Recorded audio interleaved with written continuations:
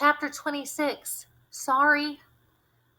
What do you think I'm doing here, you little nothing? Mr. Mason slurred, pulling the front door to. You think I'm standing outside in this weather when I got a loving family to come home to? He swayed like the pines outside, water dripping from his jacket. Dale, I said, making my voice soft, back up.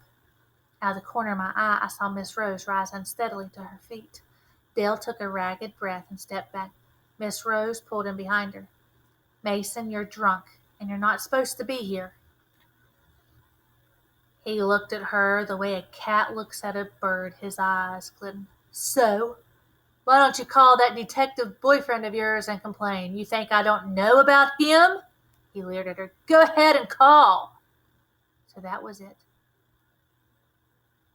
Detective Starr ain't Miss Rose's boyfriend, Mr. Mason. He's got the hots for Miss Retzel. Of course, you don't need to take my word for it. He'll be back in a few minutes. You could ask him yourself. Shut up, Mo, he growled, keeping his eyes on Miss Rose. You talk too much. If you were my kid, I'd knock some sense into you, wouldn't I, Dell? Go ahead, Rose. Call for help. When she didn't move, he sneered. What's the matter? Bone out? She glanced at us. Dell, Mo, light the candle. It's dark in here. I reached for the matches. I'd seen Mr. Mason drunk plenty of times, but I'd never seen him like this. Not this mean, not this bold. Outside, a tree crashed to the ground, but the storm outside no longer mattered.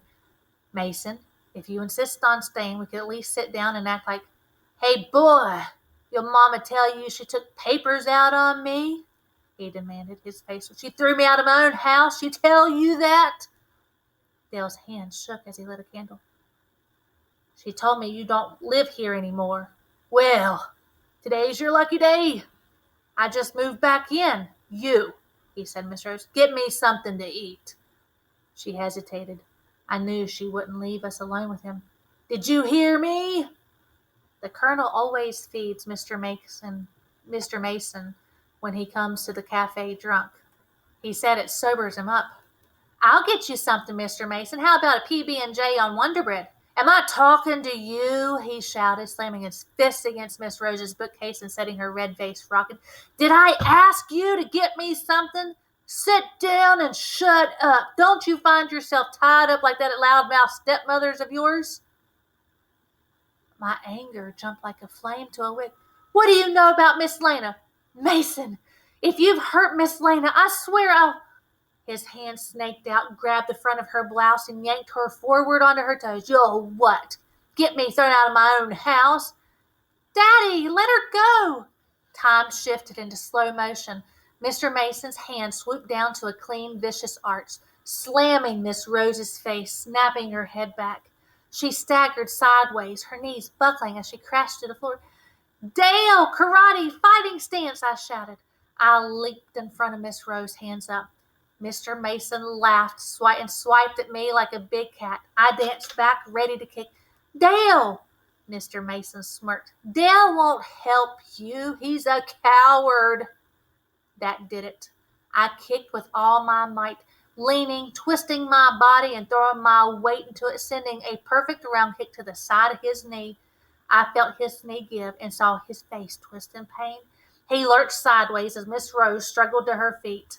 I darted forward to elbow his chin, but she grabbed my arm. Stop. He'll kill you. Mason, please. She's a child. Just sit down. I'm sorry. I'll get you something to eat. His laugh came jagged as broken glass, and he stepped closer, fist raised.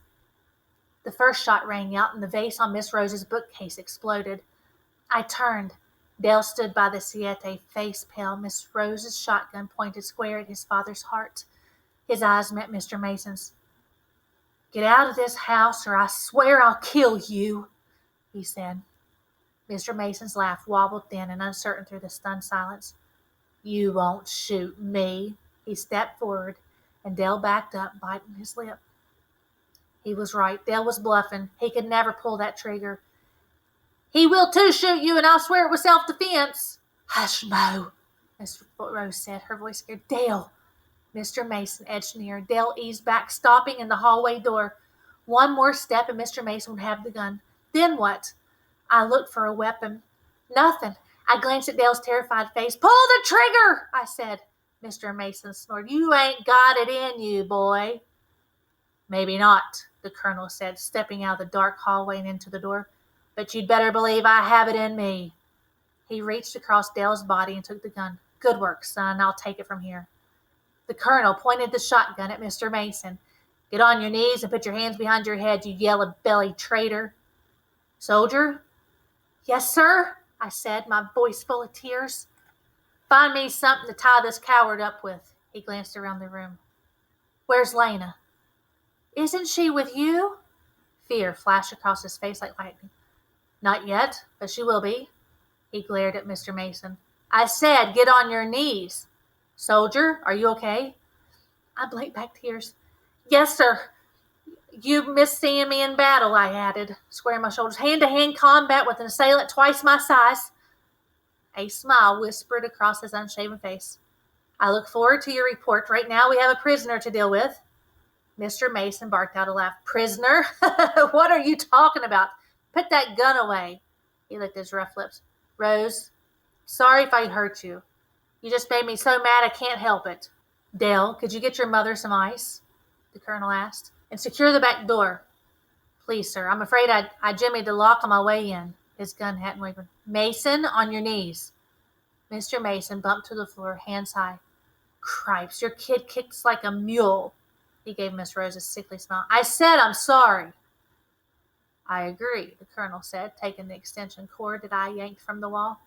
Sorry is precisely the right word for you. Sit back and tie your feet together. Soldier, see if you can find another cord. As the colonel bulldogged Mr. Mason's hands, Dale came back cupping a dish towel of ice. Mason, where's Lena?